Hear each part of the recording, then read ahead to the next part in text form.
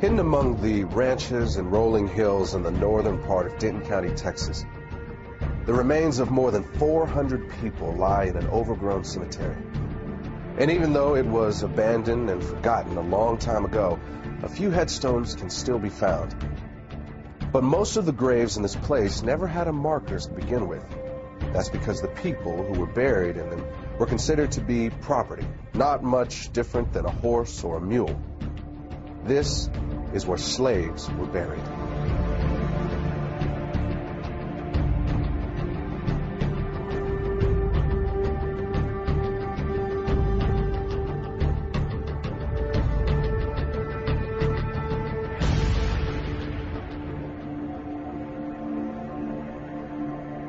Hello, my name is Marcus Lloyd. And I'm Michelle Renee. We thank you for joining us. If you are African American, you and I will always be connected to the people whose bodies lie in that cemetery. Our ancestors may have worked alongside of them in the same cotton fields. They could have been bought and sold at the same auction houses or had chains hammered around their necks by the same overseer. Some of them may have even been hunted down by the same slave catcher or whipped by the same master. For almost 250 years, our people were held in bondage. And today, this period of history has come to be known by an ancient Swahili word. It's called the MAAFA. And it began when the first Africans were shackled to the bottom of a slave ship.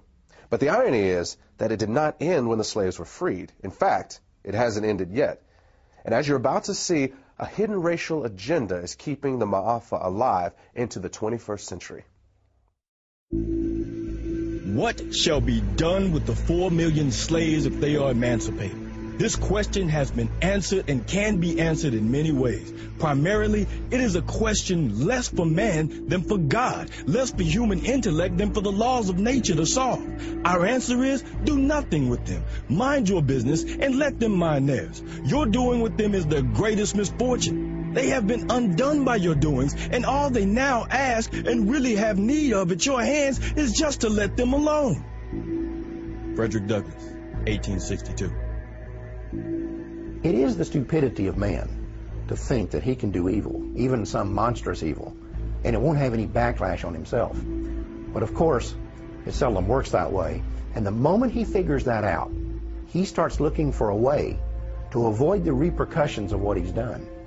This is what happened with slavery. In the early 1800s, as it began to look like the end of slavery might be on the horizon, white America started to be concerned that a day of reckoning was coming. The primary fear for the average person was of retribution and insurrection, and that was a reasonable fear.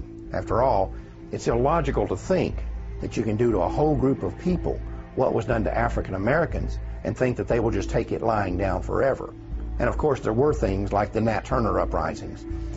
But for the wealthy elite, their fears went beyond things like insurrection. They were worried about the financial impact. Remember, it was not just the cotton plantations that profited from slavery.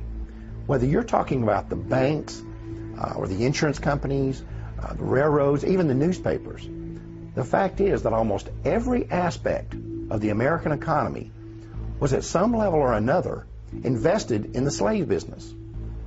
You also need to recognize that for the wealthy elitists who controlled this system, slaves were an asset as long as they were slaves.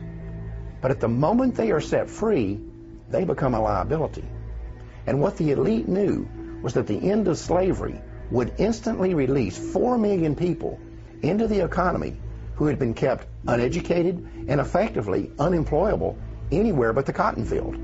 And what they were concerned about was that this was going to bankrupt the American economy. Taxes were going to go through the roof to take care of these people. Crime was going to be rampant. The prisons were going to be flooded. There was going to be this population overrun. And in the North, the biggest fear was migration from the South of these black people. The other fear that these people had was intermarriage between blacks and whites would lead to a loss of racial purity. The question was, what were they going to do about it?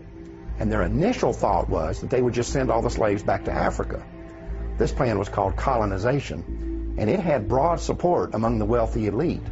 In fact, the American Colonization Society was even funded by the United States Congress. But in the end, colonization proved to be unworkable, and the idea was eventually scrapped. But about that same time, a new philosophy was emerging in the world.